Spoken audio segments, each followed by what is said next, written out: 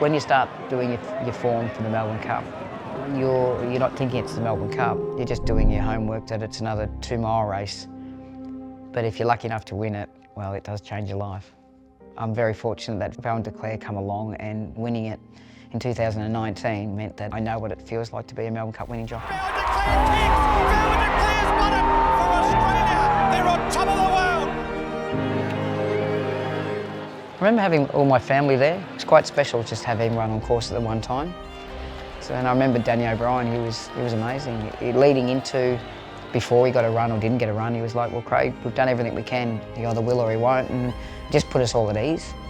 All he said was, look, if the horse has been ridden on speed before. Glenn Boss was successful with him in Queensland earlier that year.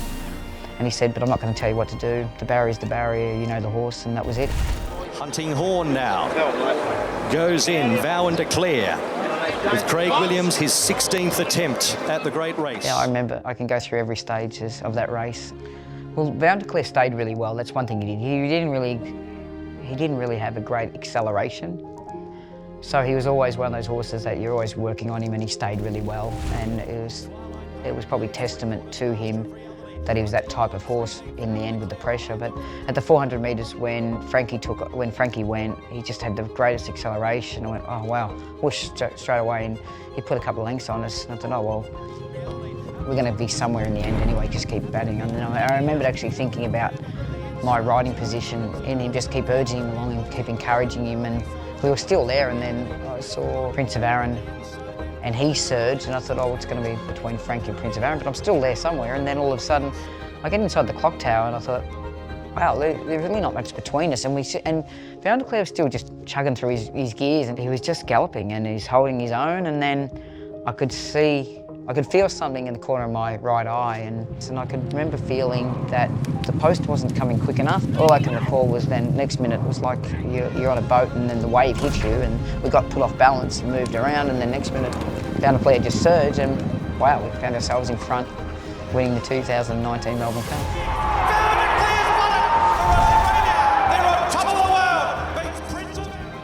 It's very special with Australian horses. To do it on an Australian-New Zealand bred horse was amazing, Australian trained, because the Europeans have just been coming over here and taking our cup home for the last so many years. And I think it's nearly a decade for the last Australian horse to win it. And look, it was just so special to be, because I love all that. You know, every time I go overseas to ride, I always feel like I'm representing Australia, Australian jockey, Australian racing industry. But to win our greatest race, beating all the European stayers, it's amazing. We have the best sprinters in the world, but our best race, our most historic race is a 2-mile race. It's amazing because that race does captivate Australia, and it's now targeted around the world. So we should be really proud of the Melbourne Cup, and it's quite surreal to be there with Vow And Declare winning in that year's Melbourne Cup.